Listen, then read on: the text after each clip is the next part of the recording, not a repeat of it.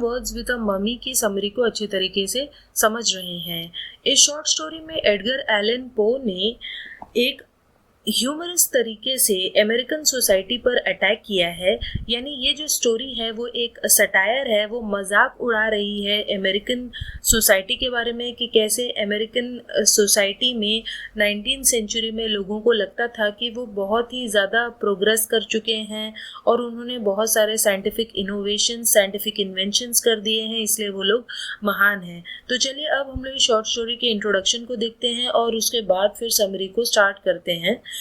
जैसे मैंने आपको बताया, ये शॉर्ट स्टोरी एक सटायर है और इसे पहली बार पब्लिश किया गया था the American review a week journal of politics, literature, art and science में, जो कि अप्रैल 1845 में पब्लिश हुई थी। और इसमें इस स्टोरी में बताया गया है कि कैसे एक इजिप्शियन मम्मी जो है वो जाग उठती है और वो क्या बताती है, और वो जो इजिप्शियन मम्मी में लिपटा हुआ यानी मम्मीफाइड जो आदमी है वो क्या बोलता है उसके बारे में हमें बताया गया है। The story is a satire of two things. तो ये जो कहानी है वो दो चीज़ों के बारे में मजाक उड़ाती है।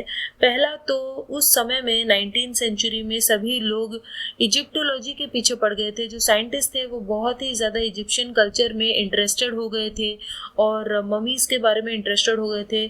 Secondly, the prevailing thought that in the west humanity had reach the height of civilisation. और दूसरी इस चीज़ के बारे में ये स्टोरी मजाक उड़ाती है कि कैसे वेस्ट में अमेरिका में लोग ये सोच रहे थे कि वहाँ पे जो सिविलाइजेशन है, नॉलेज है, वो एकदम पीक पे पहुँच चुकी है, अब उन्हें कुछ सीखने की ज़रूरत ही नहीं है। अब चले हम लोग इस शॉर्ट स्टोरी की समरी को और ज़्यादा अच्छे तरीके से समझते हैं। तो स्टोरी की शुरुआत होती है जहाँ पे जो नरेटर है उसने खूब सारा वेल्श रैबिट खाया हुआ है। तो हालांकि इस डिश में रैबिट वर्ड आता है, लेकिन ये कोई नॉनवेज डिश नहीं है। ये एक टोस्टेड ब्रेड होती है जिसके ऊपर चीज़ डाला गया है और उसके साथ वो कुछ ब्राउन स्टाउट भी पीता है। ये एक तरह की ड्रिंक है और उसके बाद फिर वो सोने लगता है, लेकिन अचानक वो जाग जाता है और फिर उसे डॉक्टर पोनोनर के घर ले जाया जाता है ताकि उसे एक मम्मी की अनरैपिंग देखने को मिले। तो उस मम्मी के ऊपर से उसका जो कपड़ा था उसको निकाला जा रहा था और उस मम्मी के अंदर के आदमी को बाहर निकाला जा रहा था। तो वो लोग जो साइंटिस्ट होता है डॉक्टर पोनोनर, वो क्या करता है कि सबसे पहले पहले सार्कोफेगस को काटता है। सार्कोफेगस एक टूम्ब होता है, एक ताबूत होता है, पत्थर से बना हुआ एक कॉफिन होता है जिसको वो काटता है और उसमें उसे मम्मी का नाम पता चल जाता है, ऑल मिस्टेक्यू। तो उस मम्मी का नाम होता है ऑल मिस्टेक्यू। और उसके बाद फिर जब सेकंड और थर्ड ताबूतों को काटा जाता है तो उसमें बॉडी निकलती है जिसपे मम्मी का कपड़ा बांधा हुआ था जिसको वो लोग निकालने वाले थे।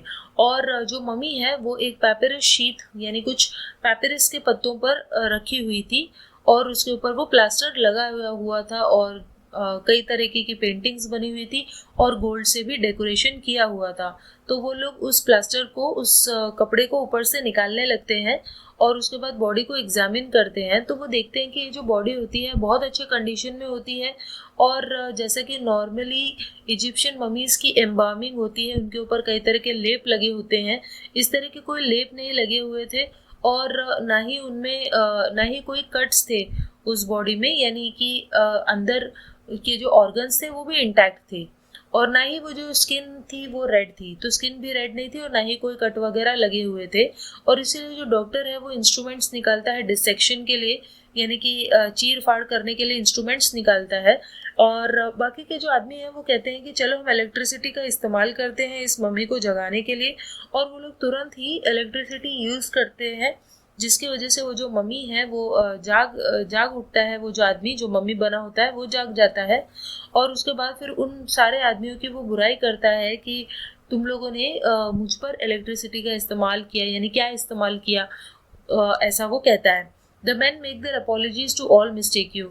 तो वो जो आदमी है वो माफ़ी मांगते हैं उससे और बताते हैं कि क्यों वो मम्मी इसको डिसेक्ट करते हैं, यानी क्यों काटते हैं, उनके ऑर्गन्स को बाहर क्यों निकालते हैं और इसका साइंटिफिक इम्पोर्टेंस क्या है, यानी वो लोग कैसे साइंटिस्ट हैं और वो प्रयोग करते रहते हैं एक्सपेरिमेंट्स, जिसकी वजह से वो डिसेक्शन वगैरह करते हैं। तो एक्सप्लेनेशन से खुश हो जाता है ऑल मिस्टेकियो और वो उनकी माफ़ी को कबूल कर लेता है और उनसे हाथ भी मिलाता है। और उसके बाद जो है जो भी इंसिजन्स यानी जो भी उन्होंने कट्स लगाए हुए थे वो लोग पैचअप करते हैं उस डैमेज को, यानी उसे बंद करने की कोशिश करते हैं। और ऑल मिस्टेकियो को वो कुछ कपड़े भी देते हैं और फिर सभी लोग वहाँ बैठकर सिगार और वाइन वगैरह पीने लगते हैं। फिर ऑल मिस्टेकियो बताता है कि वो एक मम्मी कैसे बना, और वो कहता है कि जो एंशिएंट इजिप्शियंस थे यानी इजिप्ट के लोग, उनकी ज़िंदगी काफ़ी लंबी होती थी आज के मुकाबले, और वो लोग कम से कम 1000 साल तक जीते थे। और इसीलिए वो लोग एम्बामिंग करते थे और लेप वगैरह लगाते थे, जिससे जो शरीर के जो फंक्शंस हैं वो रुक जाएं, और वो लोग कई सालों तक, कई 100 सालों तक वो लोग सोते रहते थे। वो बहुत सारी सेंचुरीज बीतने पर, सदियां बीतने पर ही वो लोग जागते थे और फिर से नॉर्मली जीने लगते थे। तो ऑल मिस्टेकियो ये सब बताता है और वो फिर से उन सारे आदमियों की बुराई करता है और उन्हें टोकता है कि कैसे तुम्हें इजिप्शियन हिस्ट्री के बारे में ठीक तरीके की नॉलेज नहीं है। उसके बाद वो एक्सप्लेन करता है कि कैसे हमेशा से आदमी मोनोथेइस्टिक रहा है, कि वो एक ही भगवान में यकीन करता आया है, और जो पेगन गॉड्स हैं यानी वो लोग जो मानते थे, इजिप्शियंस जो मानते थे जिन भगवानों में, वो जो भगवान हैं जिनको वो मानते थे वो भी उस एक भगवान का ही प्रतीक है। तो जो आदमी है वो पूछते हैं कि क्योंकि तुम 5000 ईयर्स के हो, तो क्या तुम जानते हो कि ये दुनिया कैसे बनी? तो ऑल मिस्टेकियो कहता है कि हमारे टाइम पे हम इस तरह के क्वेश्चंस एक दूसरे से पूछते ही नहीं थे कि दुनिया कैसे बनी, क्योंकि हम जानते थे कि ये यूनिवर्स हमेशा से ही था, it always existed. The modern man get into an argument with all मिस्टेकियो। उसके बाद वो जो मॉडर्न आदमी उधर होते हैं वो लोग ऑल मिस्टेकियो से आर्ग्यूमेंट करने लगते हैं कि किनका सिविलाइजेशन ज़्यादा सुपीरियर है, ऑल मिस्टेकियो का यानी कि इजिप्शियन सिविलाइजेशन या उनका खुद का। तो ऑल मिस्टेकियो सभी को कन्विंस करने लगता है कि उसका कल्चर ही ज़्यादा सुपीरियर है हर मायने में। Finally, one of the men asked if the mummy was familiar with the manufacture of either Pononor's lozenges or Brandreth's pills. उसके बाद फाइनली जब उन आदमियों के पास कुछ बोलने के लिए रह ही नहीं जाता, तब वो लोग कहते हैं कि क्या तुम्हें ये पता है कि पोनोनर्स लोजेंजेस क्या होता है? तो पोनोनर जो साइंटिस्ट था उसने लोजेंज बनाए थे। लोजेंज बेसिकली गोलियां होती हैं जो सर्दी जुकाम में खाई जाती हैं। और ब्रैंडरेथ पिल, ब्रैंडरेथ एक दूसरा साइंटिस्ट था, उसने बनाई हुई पिल्स। तो ये बेसिकली ऐसी गोलियां थी जो जमाल गोटे का काम करती थी, पेट को साफ करने का काम करती थी। तो वो लोग बड़ा इसी बात में प्राइड महसूस कर रहे थे, वो साइंटिस्ट बहुत ही घमंड महसूस कर रहे थे कि उन्होंने जमाल गोटे और लोजेंज जैसी कुछ दवाइयाँ बना ली हैं। तो ये सब सुनकर जो ऑल मिस्टेकियो है वो एक्सेप्ट कर लेता है डिफीट। उसे ऐसा लगता है कि शायद उसका कल्चर इनके कल्चर जितना अच्छा नहीं है, और ये जो मॉडर्न मैन है वो वाकई में शायद प्रोग्रेस कर चुके हैं। और वो जो आदमी हैं वो ट्रायम्फ यानी जीत महसूस करते हैं और खुशी खुशी वो वहाँ से चले जाते हैं। और नरेटर जो है लेकिन वो दुखी हो जाता है और वो अपने घर चला जाता है और तुरंत सोने लग जाता है, या तो वो सपना देखने लगता है कि वो सो रहा है। और जब वो सुबह उठता है तो वो इतना दुखी होता है ये सब से, अपने समय से, जिस टाइम में 19th सेंचुरी में वो जी रहा है, वो उस समय से इतना दुखी होता है कि वो डिसाइड कर लेता है कि वो पोनोनर के घर जाएगा, साइंटिस्ट के घर, और वो अपने शरीर को एम्बाम कर लेगा ताकि वो भी उस मम्मी की तरह कुछ सालों तक सो जाए और एक बेटर फ्यूचर में वो फिर से जागेगा, ऐसा वो सोच लेता है, क्योंकि उसे अपने टाइम में जीना ही नहीं था।